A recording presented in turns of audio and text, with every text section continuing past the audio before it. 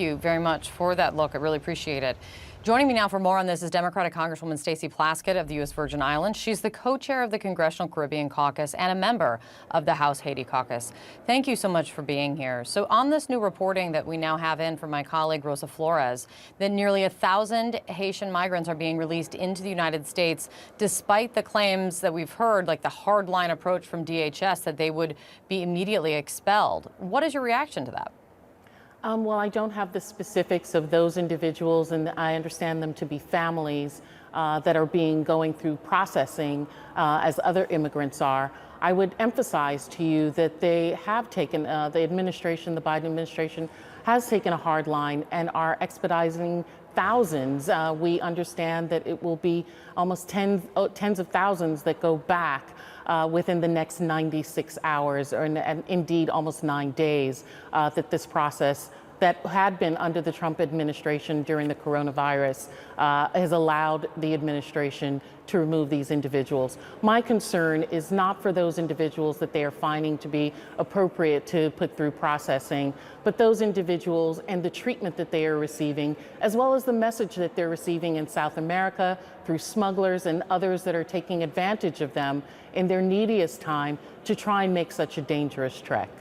But real quickly on this information that we're getting about some people being allowed in, you said that their families, have you been given an estimate of how many families or how many migrants are being brought in and are being processed to await review of their status and asylum claims? I don't have specific information right now. We've reached out to the White House and to our contacts there, and I'm sure other members of Congress as well, other co-chairs of the Caribbean Caucus and others will have additional information. As CNN is aware, Kate, we are going to be having a press conference later today at 2:30 with the relevant members of Congress to talk more in depth about this issue.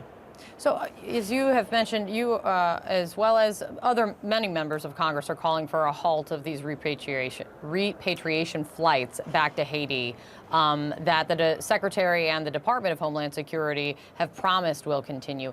If those flights are stopped, what do you want the Biden administration to do with these migrants? How should they handle that crush at the border? Sure. I have not called for an immediate stop of the flights. What I have called for is, if we are going to be taking people back to Haiti, that we do it in a humane manner, that we tend to the needs of these individuals before they are sent back to a place, in many instances, that many have not been in many years. A lot of these individuals left Haiti after the earthquake in 2010 and have been eking out a meager existence in South America before believing that it was an appropriate time to come to the United States. They've since learned that that's not the case.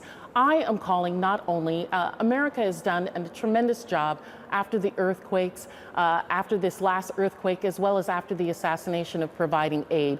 We are the largest humanitarian aid to Haiti. We have offered and have available over $5 billion for the rebuilding of Haiti. But what I believe needs to be done in the Biden administration, and indeed throughout many administrations, is having a much more comprehensive engagement with the Caribbean so that they can build themselves back up in terms of jobs and stability, economic stability, and others. Not just coming when there is a crisis on the ground, but ensuring that we are the best partners, and also requesting from those European countries that have profited for so many centuries from these Caribbean nations, that they as well participate in the rebuilding of these nations.